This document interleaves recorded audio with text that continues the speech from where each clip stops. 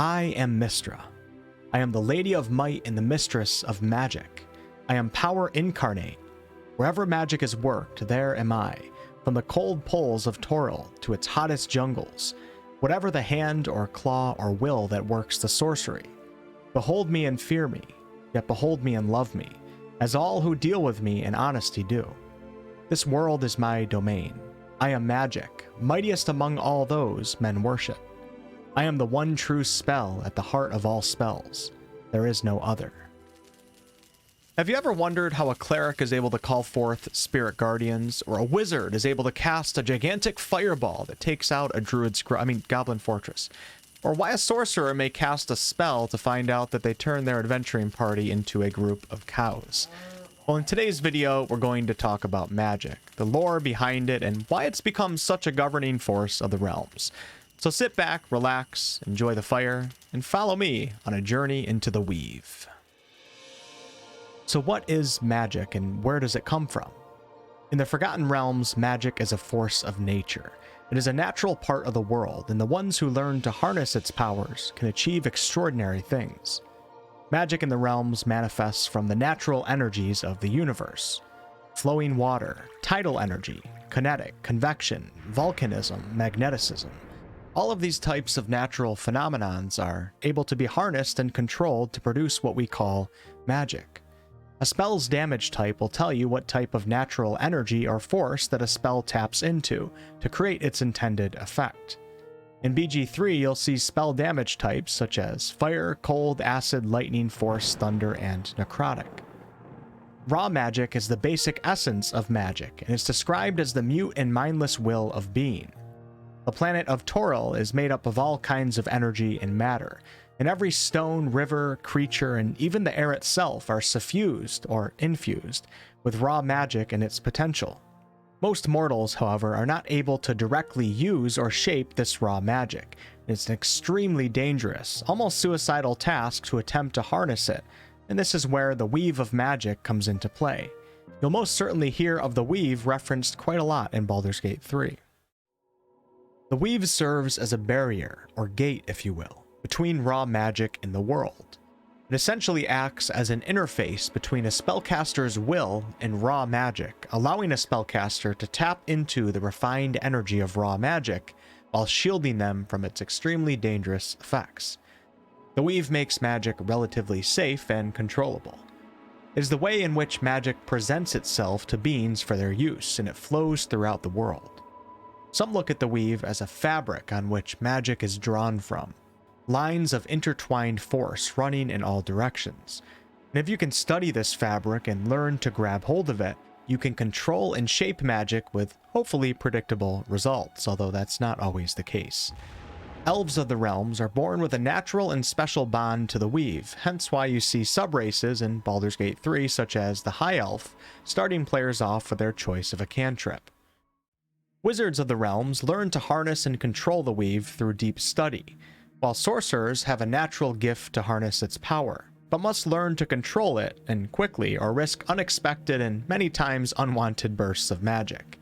These two classes use what we call arcane magic.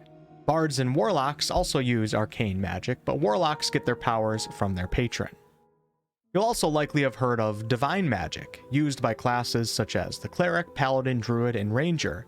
And well, divine magic is an indirect way to access the powers of magic, as these types of casters pray to the gods, and the gods grant them their power. There's also a much darker and more mysterious form of magic known as shadow magic, but we'll get more into that later in the video. We can't talk about the weave without talking about Mystryl, though, a greater deity who was the first incarnation of the goddess of magic. Mystryl embodied the weave, she was the weave, and she controlled much of the magic in the realms. If you watched my most recent lore video on the Netherese Empire, you would recall hearing about Mystryl's death. Mystryl sacrificed herself to save the weave when a powerful Netherese mage by the name of Karsus attempted to steal her divine power through an incredibly powerful level 12 spell known as Karsus's Avatar. After her sacrifice, magic in the realms ceased to work for a short period of time, but Mystryl was soon reborn and used the vessel of a beautiful peasant girl and was able to once again take control of the weave, and magic returned to Toril. Her new form would go by the name of Mystra. Mystra took a much more lawful view on the use of magic, and she even banned the use of all magic greater than the 9th level. During the time of troubles, when gods were forced to walk the world as mortals, Mystra attempted to seek an audience with the overgod Ao to regain her rightful place as keeper of the weave. The god in charge of guarding the celestial stairway, Helm, refused to let Mystra pass, and this resulted in a deadly battle where Mystra was ultimately killed by Helm. Lord Ao would end up selecting a powerful mortal woman by the name of Midnight to replace Mystra, and once again the magic of Toril was restored. The portfolio of the goddess of magic doesn't seem to last long though, and Midnight was killed in 1385 DR by Cyric, the god of lies and trickery, and her death would cause a catastrophic event known as the Spell Plague. The Spell Plague was a long period of time where arcane magic ceased to function and the planet of Toril was transformed. More on that in a future video. The murder of Midnight by Cyric was aided by Shar, the goddess of darkness, and Shar is the creator of what she calls the Shadow Weave. Shar found a way to exploit the spaces in between the weave to create this dark corrupting force of shadow magic, and her ultimate goal was to have the Shadow Weave overtake the weave, giving her the ultimate power over magic. In order to manipulate the Shadow Weave, one had to either worship Shar or make some sort of arrangement with her. The Shadow Weave is best suited for dark magic that drains life or muddles the mind and senses, and less suited for magic that manipulates energy or matter. Midnight's death was supposed to allow Shar to replace the weave with the Shadow Weave, but Shar had miscalculated, and when the weave collapsed with the death of Midnight, so too did the Shadow Weave. Shar would go on to learn that Midnight may have actually somehow sacrificed herself, even with Cyric being the one that supposedly killed her, and this sacrifice saved everyone from the Shadow Weave taking over, as all magic in the realms went wild and uncontrollable. It wasn't until 1479 DR, 13 years before the events in Baldur's Gate 3, where a powerful wizard by the name of Elminster felt the slight presence of Mystra once again. She was possessing the body of a diminished bear. Elminster was able to help restore much of her power and divinity, and this event became known as Mystra's return. Now I should also note here that Mystra was ordered by the overgod Ao to vest some of her powers and divine essence into mortals, either witting or unwitting. These mortals are called anchors of the weave. These anchors not only keep the goddess's power in check, as she no longer has all of her power concentrated in herself, but they also help stabilize the weave should anything happen to the goddess. It's much harder for the weave to collapse when the anchors are still around.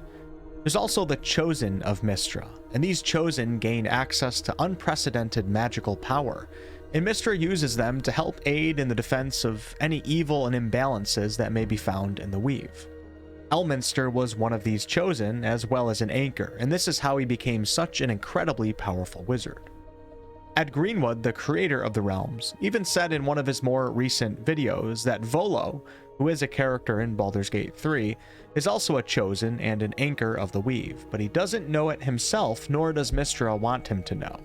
The reasoning for that is that if Volo does not know that he's a Chosen and an anchor, if Mystra were to die, it would be much harder for someone like Shar to figure out that Volo is one of the anchors if Volo doesn't know it himself. Volo is also an eccentric character, and not many would suspect him of being worthy of being chosen by Mystra, or to be an anchor of the weave. Volo in many ways has guardian angels that help keep him alive, and this also explains how he's been able to survive so long past the lifespan of a human. I'll leave a link to Ed Greenwood's channel below in the video description. We also had him as a special guest on the channel, and I'll leave a link to that video down there as well. I can't end this video without mentioning Azuth, and Azuth is the god of arcane magic, the lord of spells. Azuth is a servant of Mystra, and also a lover of hers, which is how he came into his power. When Azuth was a mortal, he became a chosen of Mystra, and eventually also her lover. Mystra helped Azuth ascend to divinity when Azuth imprisoned Savras, the deity of wizards, divination, fate, and truth. And Azuth was able to take some of Savras' divine essence, and also take his portfolio. In modern times, Forgotten Realms though, some priests still worship Savras.